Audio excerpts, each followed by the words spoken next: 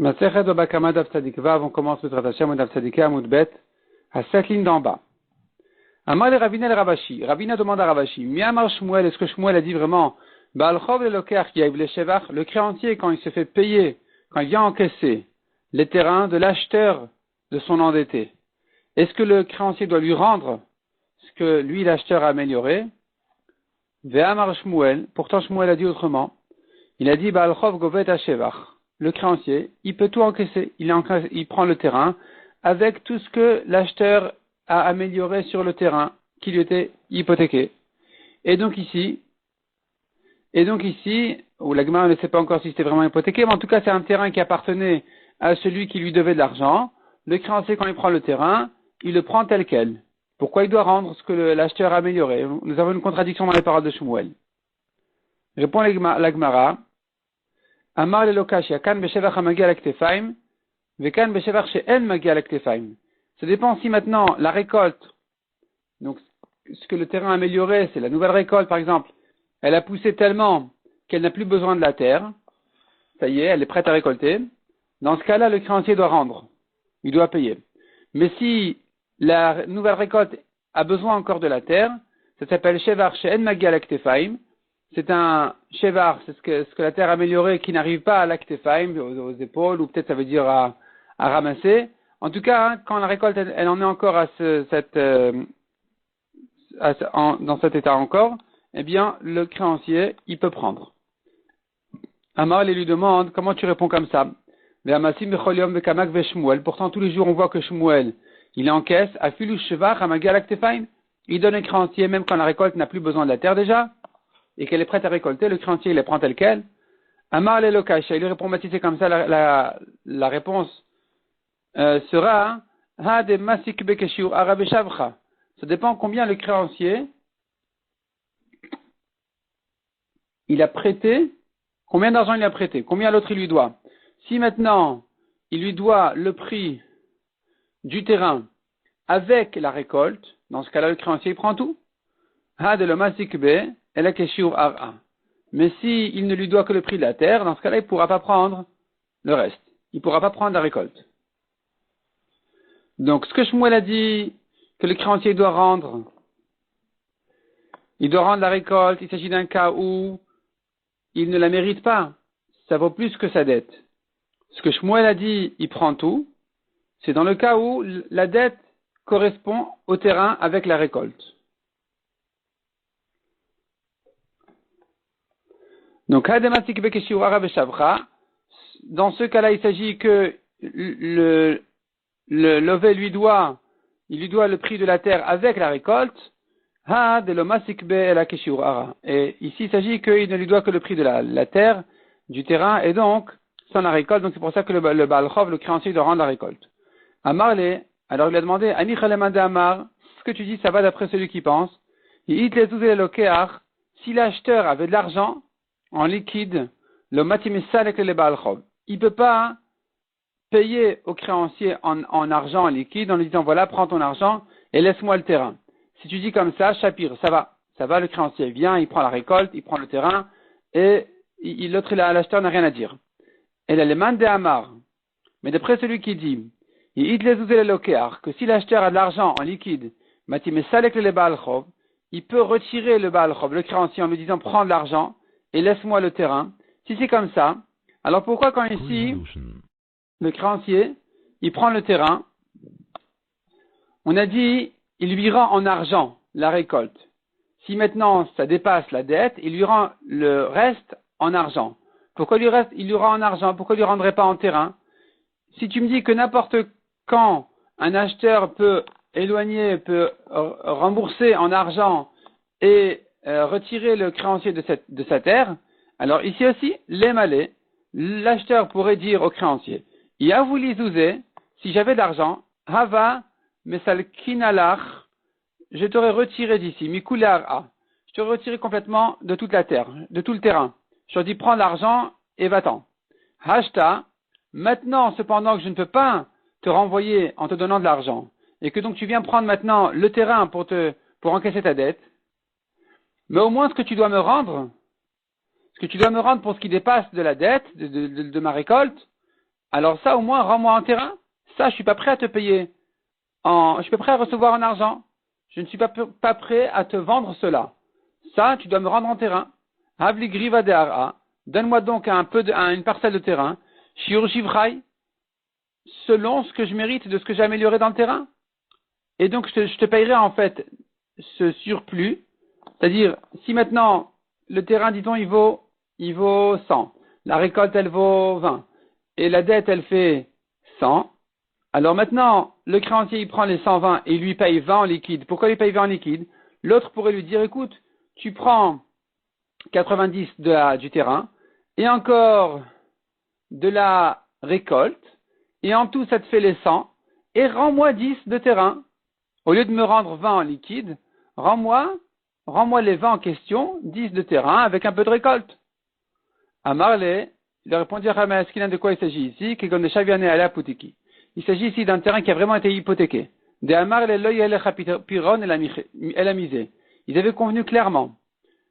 Le créancier, quand il a prêté l'argent, il avait convenu avec celui qui lui a emprunté, il s'était mis d'accord que le remboursement ne se fera que de ce terrain-là.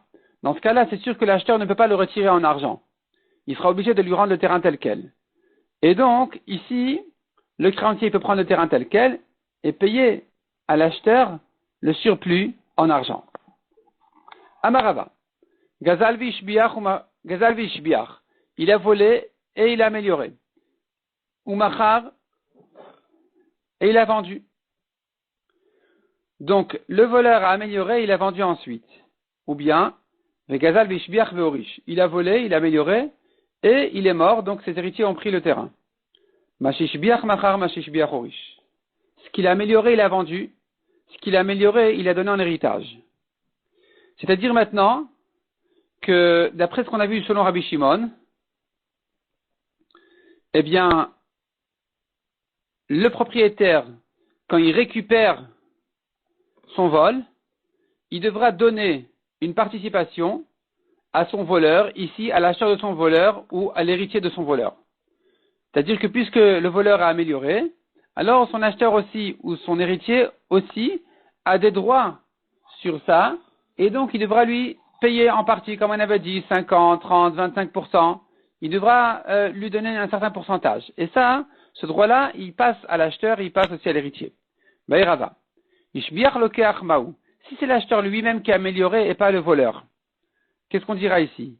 Batar de Bayadar Pashta, après que Rava s'est posé la question, il a lui-même répondu, Mamachar Rishon Hasheni, Kol Zruch et Avoliado. Qu'est-ce qu'un vendeur vend à son acheteur? Tous ses droits sur le terrain. Donc ici, de même que le voleur, s'il avait lui-même amélioré, s'il lui-même avait investi sur ce champ-là, il aurait pu récupérer un certain pourcentage de son travail, comme on a dit, 50%, 30%, 25%, les Merta, les Shlish ou le Ravia, eh bien, de même, son acheteur reçoit ses droits aussi de récupérer un certain pourcentage quand le propriétaire il vient récupérer son terrain. Baïrava, Ishbiach Oved Kochavi Maou. Si maintenant c'est un goy qui a acheté du voleur, et lui, le goy, il a travaillé le champ, est-ce qu'il va récupérer un pourcentage ou pas? Amar le Rava Hamidafti le Ravina. Takanta l'Oved Kochavim Neku Venavod. Va-t-on faire des takanot à l'avantage d'un goy? Non, ça, on n'a pas fait la takana. Le goy devra rendre le terrain et perdre ce qu'il a mis. Amar il a répondu non, ma question n'était pas dans ce cas-là. L'autricha qui gagne des avnel Israël. Ce goy a vendu à un juif. Donc la Gemara a compris, le goy a volé un terrain, il a vendu à un juif, le juif a travaillé le terrain. Est-ce que maintenant quand le propriétaire le récupère, il doit payer à ce juif-là un pourcentage? La Gemara demande, mais sauf, quand même finalement, Haba Mahmat Oved Kochavim, Arok Oved Kochavim. Celui qui a acheté d'un goy, il vient au nom du goy. Il dit voilà, j'ai tous les droits du goy. Donc si maintenant son vendeur était juif, il aurait pu dire de même que mon vendeur aurait récupéré un pourcentage, moi aussi. Mais quand son vendeur c'est un goy qui lui-même n'aurait pas pu récupérer un pourcentage de ce qu'il a travaillé dans le champ, son acheteur non plus ne va pas récupérer ce pourcentage, même s'il est juif. L'autre répond à la Gemara de quoi il s'agit. Un juif a volé, il a vendu à un goy, et le goy il a travaillé le champ, et le goy il a revendu à un juif. Le premier voleur est un juif. Le dernier qui est l'acheteur, c'est un juif. Entre le voleur et l'acheteur juif, il y avait un acheteur goy. Maï, qu'est-ce qu'on dira ici? Miamrinan, est-ce qu'on va dire Kevanemi, Kara Israël, Vadar Israël, puisque le premier est juif, le dernier est juif. Avde Rabban Takanta. Les Chachamim ont fait la takana dans ce cas-là aussi, que le dernier puisse récupérer un pourcentage de ce qu'il a travaillé dans le champ. Odilma, ou peut-être. Kevandi, Kaobet Kochavim Behem, ça, puisqu'au milieu il y a un goy, et que le dernier acheteur il vient au nom de ce goy, son vendeur. Le Avdu de Rabban Takanta. Les Chachamim ne lui ont pas fait cette takana de récupérer un pourcentage de ce qu'il a travaillé dans le champ, quand il le rend en propriétaire. Tekou, la Gemara reste en question. Amara Papa. La Gemara maintenant revient aux règles qu'on a vues dans la Mishnah. Quelqu'un qui a volé, il a changé, il a transformé l'objet, la chose qu'il a volée, il l'a acquise. Amar Papa Iman de Gazal Dikla Mechavre, celui qui a volé un palmier de son ami. Vekatle, il a coupé le palmier. Afalgav de Shadia Mehar Alear Adide, même s'il a fait passer du terrain du propriétaire à son terrain à lui du voleur, Lokane, il ne l'a pas acquis. Maïtama, pourquoi il ne l'a pas acquis? Il n'y a pas eu de changement sur ce palmier. Mais Ikaradik la Mikre, au début il s'appelait palmier. Ve'ashtanam idik la Mikre, et maintenant encore il s'appelle palmier. Il n'y a pas eu de changement de nom, il n'y a pas eu de changement, c'est la même chose. Peu importe le palmier comme ci ou comme ça, debout ou couché, horizontal ou vertical, ici ou là-bas, c'est toujours un palmier. Donc ça s'appelle il appartient encore à son premier propriétaire. Le voleur ne l'a pas acquis. Dikla Vavid Gouvé, Lokane. Il a volé un palmier et il en a fait des tranches. Il a tranché, il a coupé en tranches. Apparemment, c'est ce que Rashi veut traduire en français. Lokane, il ne l'a pas acquis. Pourquoi? Hashta mihat, car maintenant encore Gouvé de Dikla Mikre, ça s'appelle des tranches de palmier.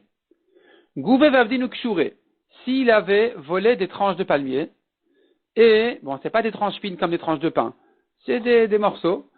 Ve'avdinu kshure, il en a fait des poutres. Kane, cette fois-ci, il a acquis, parce qu'il y a un changement de nom, ça s'appelle autre chose, c'est devenu autre chose. Kshure ravreve ve'avdinu kshure zoutre, il a volé des grandes poutres, il en a fait des petites, lo kane, il n'a pas acquis. Par contre, avdinu ktutiata, kane, s'il en a fait des planches, des bâtons, là, c'est un vrai changement. Et donc, c'était des poutres, c'est devenu autre chose, donc il a acquis. Amarava. Haïman de Gazal Uliva, celui qui a volé un loulav, comme le loulav de Sukkot. Donc on est toujours dans le palmier, cette fois-ci il a volé le loulav. Ve'avdinu hutse, il a détaché toutes les feuilles. Kane, il a acquis. De mikara l'uliva mikre. Ve'ashta hutse. Au début ça s'appelait un loulav, maintenant ça s'appelle des feuilles de palmier, c'est autre chose. Donc il l'a acquis. Si maintenant il a volé hutse, des feuilles de palmier. Ve'avdinu chufia, il en a fait un balai.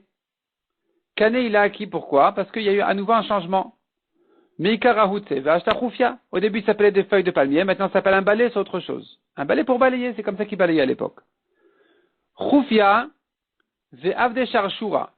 Il a volé un balai, et il a décomposé, il en a fait une espèce de corde. Il a tressé, il en a fait une espèce de ficelle. Lokane.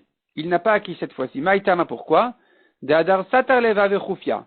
Car c'est un changement qui peut revenir en arrière. Il peut défaire sa natte, sa ficelle, et en refaire un balai. Et donc, ça s'appelle pas un vrai changement, donc il n'a pas acquis. Vaïra papa. Nechlekat yomet maou. Nechlekat yomet maou, ça nous rappelle vraiment réellement la halakha du loulav de Sukkot. Dans le loulav de Sukkot, il y a une halakha en ce qui concerne Nechlekat yomet. Nechlekat yomet, ça veut dire que la tige centrale, elle s'est ouverte. Elle s'est partagée, elle s'est séparée. Maou. Est-ce que ici, maintenant, quand le voleur, il a volé ce loulav, et que voici que la tige s'est ouverte, est-ce que, donc, il a acquis, ça s'appelle un changement ou pas? Et la Gemara, effectivement, nous compare ça au halakha de Sukkot, du loulav de Sukkot. Tashma damar Rabbi Matun amar Rabbi Yosha ben Levi, nitlat yomet pasoul. Si la tige centrale s'est coupée, c'est pasoul pour le loulav de Sukkot. Donc, tu vois que ça s'appelle un changement. Maïlav, on tourne la page, Maïlav voidine et nechleka. N'est-ce pas qu'il en est de même si elle s'est partagée, elle s'est ouverte en deux? Que ça s'appelle un changement, c'est pasoul, c'est un changement. Donc, le voleur l'aurait acquis? Lo. La Gemara dit non, c'est différent. Nitla shane de achaserla. Quand ça s'est coupé, la tige centrale, c'est différent. parce qu'il y a ici un manque dans le loulav. Le loulav est incomplet. Ici, c'est pas soul. Ici, c'est un changement. Mais quand uniquement ça s'est ouvert, ça s'est fendu, c'est pas un changement, ça pourrait être kasher. Donc le voleur ne l'a pas acquis. Ikadem retashma. Autre version qui dit, il y en a qui disent tashma, d'amar Rabbi Matunem Rabbi Shaben Levi, nechlekat yomet, nasa kameshinitla ou pasoul. D'après cette version, il aurait dit clairement Rabbi Shaben Levi, quand la tiomet, elle s'est ouverte, elle s'est fendue en deux, elle s'est séparée parce qu'il y a toujours les deux feuilles qui sont reliées et ça s'est séparé, eh bien, c'est comme si ça s'est coupé, c'est pas soul. Shmamina, donc tu vois que c'est un changement, pour le voleur aussi, ça sera un changement. Amara papa. Haïman Gazal Afra Mechavre, celui qui a volé du sable, de la terre de son ami. Ve'avde Leventa, il en a fait une brique. Lokane, il ne l'a pas acquis. Maïtama, Deadarmash Vele Afra. Pourquoi il l'a pas acquis? Parce que il peut remettre cette brique-là en état de terre. Il peut la défaire, il peut la remettre en état de terre, donc c'est pas un vrai changement. Et donc il ne l'a pas acquise, il doit la rendre telle quelle. Leventa ve'avde afra. Par contre, s'il a volé une brique et il l'a remise en terre, Kane, cette fois-ci il l'a acquise. Pourquoi? Mayamrat, qu'est-ce que tu vas dire dessus? Dilma adar vavid de leventa. Est-ce s'il va en refaire une brique? Donc tu vas me dire c'est pas un vrai changement que de faire de la brique du sable, parce qu'il peut en refaire une brique. Hay leventa chitiu. Quand il va en refaire une brique, ça sera une nouvelle brique, ça sera pas la même. Ou panim chadashot baoulekan. Quand tu fais de la terre une brique, tu la remets en terre, c'est la même terre. Quand tu fais d'une brique de la terre, tu la remets en brique, c'est plus la même brique. Elle n'aura pas les mêmes mesures, c'est pas la même brique, il faut la retravailler. Panim chadashot baoulekan. S'il y a ici une nouvelle chose, et donc c'est pas, le voleur ne l'a pas acquise. V'amar Rav Papa. Hayman.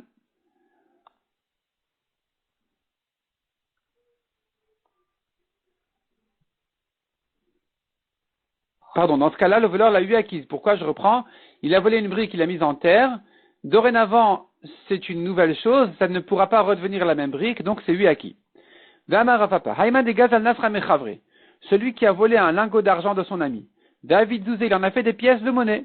Lokane, il n'a rien acquis. Maïtama. Pourquoi? Hadarav Nasra, il peut le remettre en état de matière argent. Il peut faire fondre ces pièces de monnaie, ça redevient de l'argent comme ce que c'était.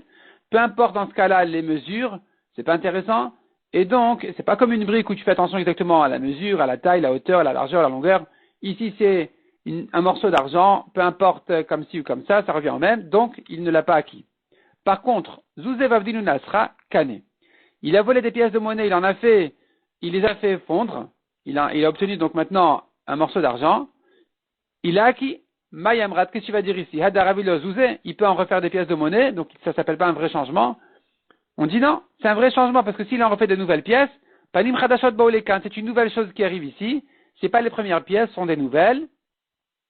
Et donc, il y a un nouveau travail, il faut les retravailler, les refaire. Donc ici, c'est une nouvelle chose. Donc le changement que lui, le voleur, a fait est un vrai changement. Donc il a acquis. Shrime Vavdinu Chadte. Il a pris des pièces de monnaie vieilles, noires, et il en a fait des nouvelles. Il les a retravaillées, renettoyées. Lokane, il n'a pas acquis. Il a bien nettoyé, il n'a pas acquis. C'est pas un changement. Chadte Vavdinu Shrime. Kane. Mais si maintenant il les a volées quand les pièces étaient toutes nouvelles et elles ont vieilli chez lui, elles sont noires aujourd'hui, il a acquis. Maya Amrat, qu'est-ce que tu vas dire? Hadaravilo Chate, il va les renettoyer et en refaire des nouvelles. Midaïdia Shichmayu, on va toujours reconnaître et repérer que c'était des anciennes une fois. Et donc, ce changement-là est définitif, de passer de neuf à vieux, et donc il l'a acquis. Zaklal, on a vu dans la Mishnah la règle qui disait tous les voleurs doivent payer comme le prix que ça valait au moment du vol. Pourquoi une règle? La Touyemaï, qu'est-ce que ça vient inclure? La Touyadam Rabbi Ila. Ça vient inclure ce que Rabbi Ila a dit. Ganav Talev Nasa Aïl, Egel Venasa Shor. Il a volé un agneau qui est devenu un bélier chez lui. Un veau, il est devenu un taureau. Nasa Shinui Biado ou Knao. C'est acquis. Il y a eu un changement chez le voleur, donc il l'a acquis. Et donc, dorénavant, Tavach ou Machar, puisque c'est acquis au voleur, bien sûr qu'il doit rendre, bien sûr qu'il doit payer, même le double, c'est un voleur qui doit payer Tachloumé Kefel, le double. Mais si maintenant il a égorgé ou vendu, il sera pas chayav de payer les arba, vachamisha, les 4 ou 5. Parce que 4 ou 5, il paye que quand c'était encore à son propriétaire. Mais là où il y a eu un changement, où c'est devenu un bélier ou un bœuf, alors ce changement fait que le voleur, dorénavant, il s'appelle le propriétaire, en quelque sorte. Et donc si maintenant il a égorgé ou vendu, ça le regarde. Et donc il sera pas tour des 4 et 5, il n'aura payé que Tashloum et Kefel, que le double. Haou Gavra. Des Gazal Padna de Toré Mechavre. Un homme a volé une paire de taureaux de son ami. Azal Karavu Karva. Il est allé, il a labouré un petit peu son champ avec. Zarabo Zara, il a semé un petit peu. Les Safadrin et les marais, puis ensuite il a rendu à son propriétaire. Atale Kamed Rav Nachman. Il est allé chez Rav Nachman. Amar Leo, Rav Nachman leur a dit, Zilu Shumu Shavra de Ashbach. Allez calculer ce qu'il a travaillé. Shavra de Ashbach, ça veut dire ce que les taureaux ont grossi chez lui.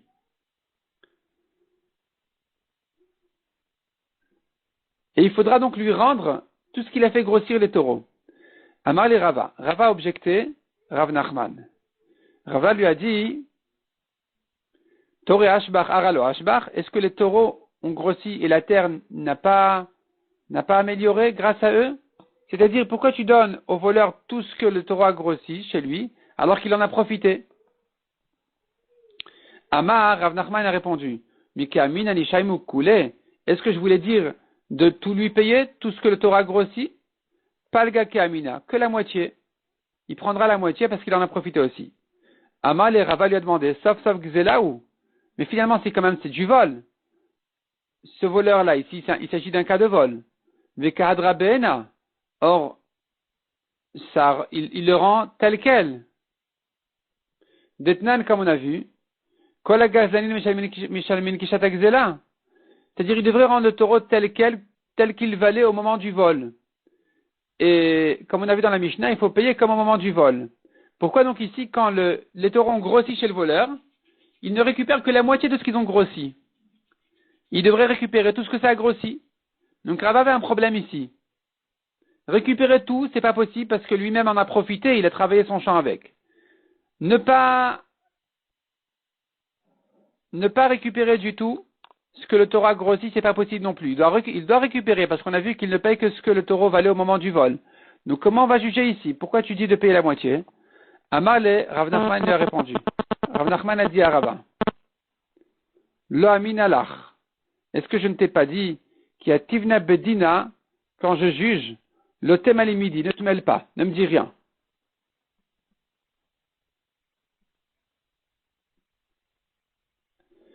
De Amaruna Chavrin, car Una, notre ami, Ravuna, il a dit, Ilai, Ana, Ushvor Malka, Achebedina.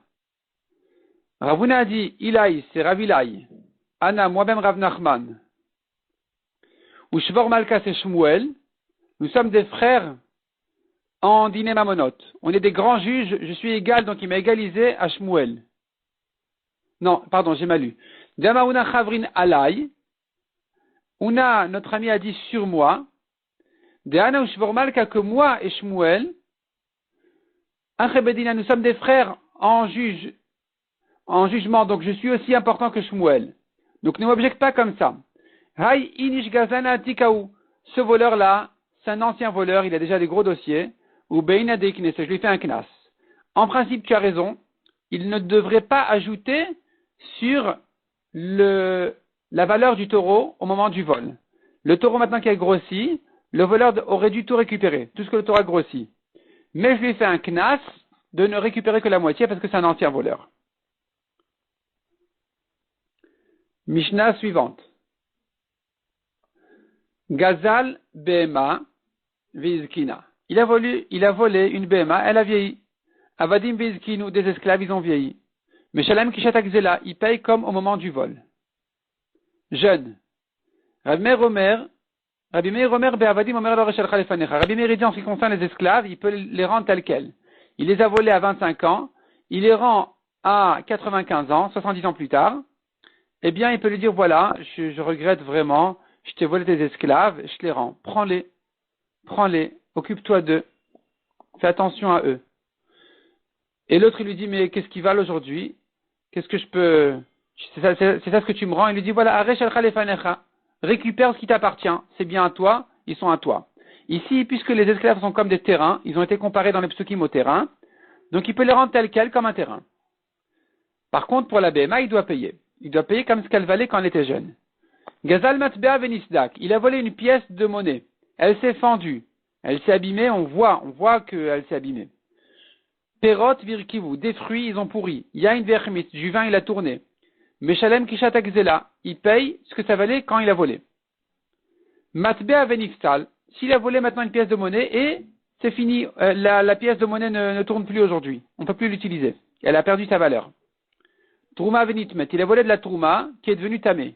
C'est pas visible ici. La pièce, elle est la même. La trouma, elle est la même. Mais elle a une touma, invisible.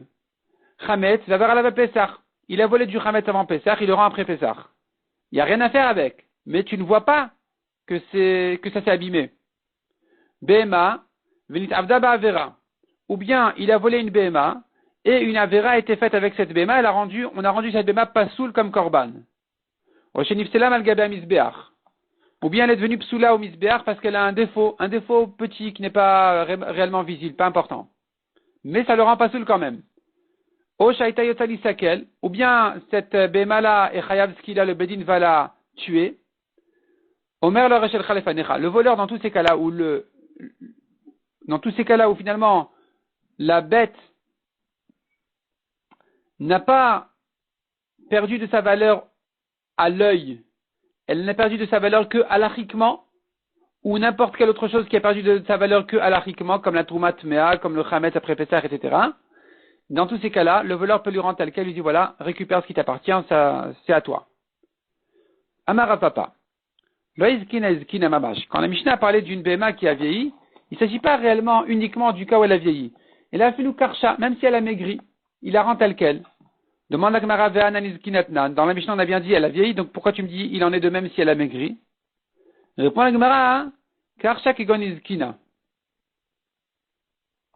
Quand elle a maigri comme vieillir, de l'Ohadar Baria. Elle ne pourra plus regrossir.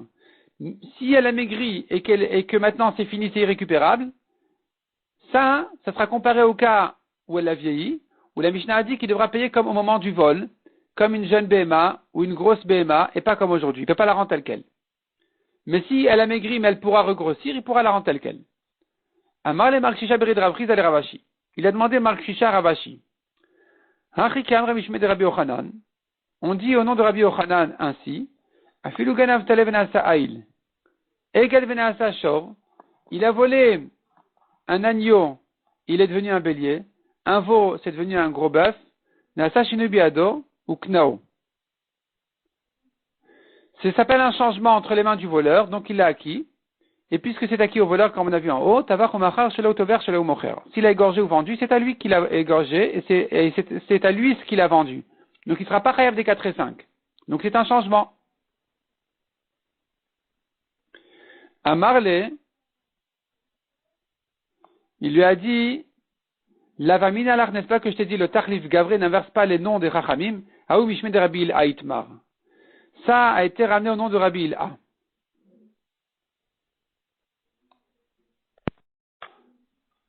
Apparemment, c'était pas une objection, une question, c'était un nouveau sujet où la Gemara avait ramené simplement cette halakha qui disait que quand il a grossi, il est devenu un bélier, il est devenu un bœuf, ça s'appelle un changement réel, et simplement la Gemara dit, ça a été ramené au nom de Rabbi Il A.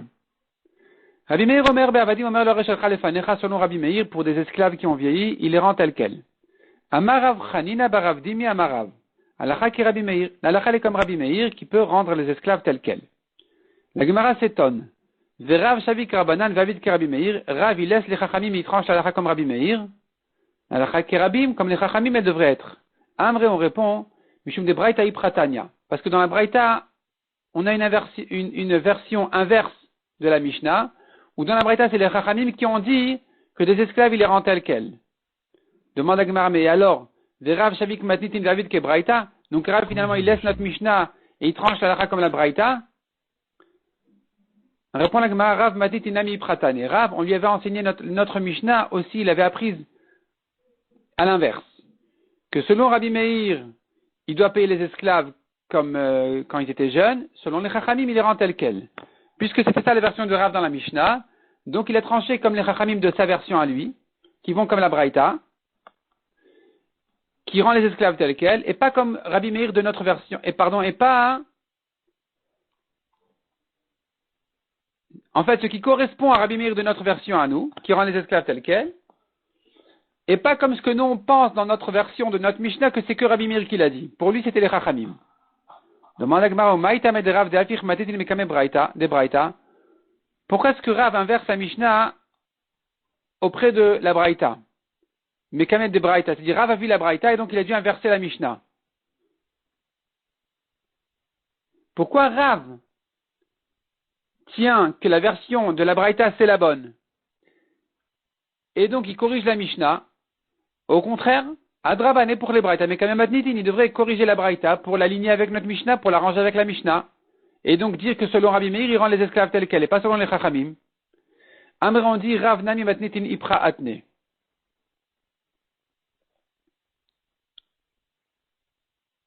Rav avait appris dans notre Mishnah, il avait appris comme la version de la Braïta.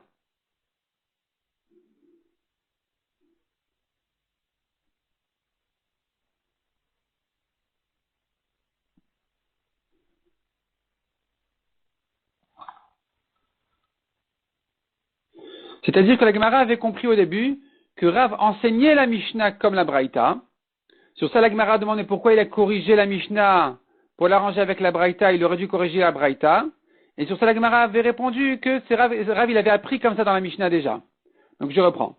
On recommence. Rav avait dit l'alacha comme Rabbi Meir. La Gemara demande mais pourquoi il pense comme Rabbi Meir et pas comme les Chachamim? Réponse, il y a une Braïta. Il y a une Braïta où finalement là-bas, Rabbi Meir il est ramené au nom des Chachamim. Demande la Gemara mais pourquoi il fait comme la Braïta et pas comme la Mishnah? Répond la Gemara non, notre Mishnah aussi, Rav la corrige comme la Braïta. La Gemara redemande mais pourquoi il corrige la Mishnah selon la Braïta et pas la Braïta selon la Mishnah? Réponse, Rav avait appris dans notre Mishnah aussi comme la version de la Braïta. Donc, sa version à lui dans la Mishnah, qui est celle de la Braïta, elle était que selon les Chachamim, il rend les esclaves tels quels, c'est comme ça qu'il avait tranché la lacha. Vibaïtema ou bien dit la Gemara, qu'il a apir chada mekamechada. Quand est-ce qu'on n'inverse pas notre Mishnah à cause d'une Braïta? C'est quand c'est un contre un. Chada mekametar te apir. Mais si c'est un contre deux, alors on va corriger la Mishnah quand il y a deux Braïtas contre la Mishnah. De Tanya, où est la deuxième Braïta qui va comme la première Braïta et contre notre Mishnah? La Braïta, la deuxième Braïta, elle dit, Amachlif parabachamor. Celui qui a échangé une vache contre un âne. Veyalda. Et la vache, elle a eu un petit veau. Mais la vache, elle est maintenant, elle est dans les champs. Elle est paître. On ne sait pas quand est-ce que le veau est né. C'est-à-dire que ici dans la ville, le propriétaire de la vache a pris l'âne.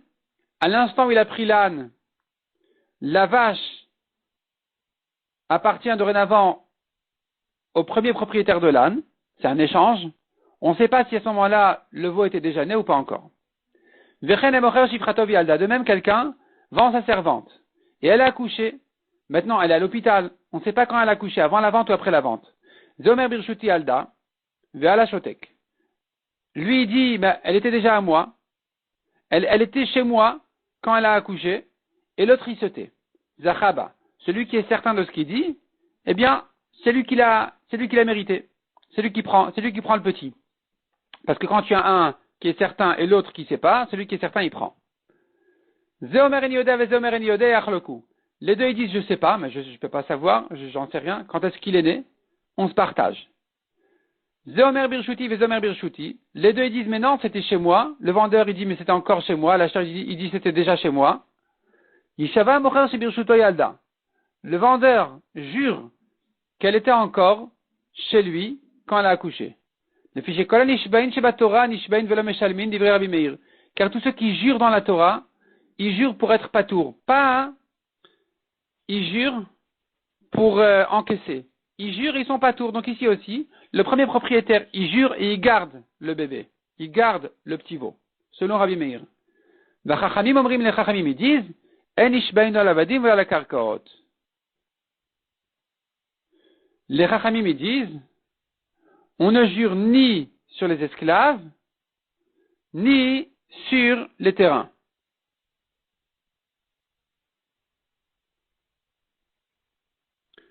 Donc on ne pourra pas jurer ici.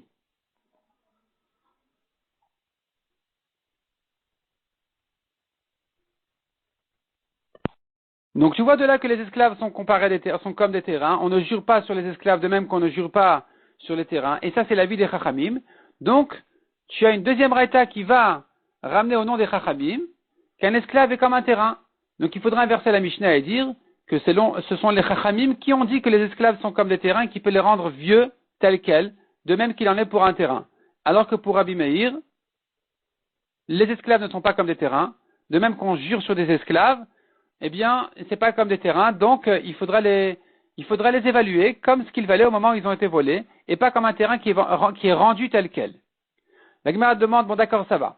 Donc là, finalement, tu dis, il a raison de dire que la halakha, elle est comme ça, que, comme les chachamim des deux braïtot, comme les chachamim peut-être selon sa version dans la Mishnah, que il peut rendre les esclaves tels quels. Il rend les esclaves tels quels vieux. Mais pourquoi il dit la halakha, elle est comme Rabbi Meir? Hay halakha ki Rabbi Meir, halakha ki Rabbanan mi baile. Pourquoi il dit la halakha, elle est comme Rabbi Meir? Il aurait dû dire donc la halakha, elle est comme les Rabbanan.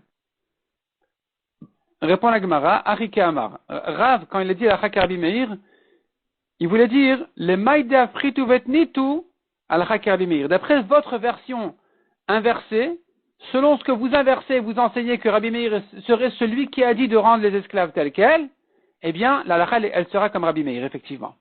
Mais d'après ma version, ça s'appelle que la halakha est comme les chachamim.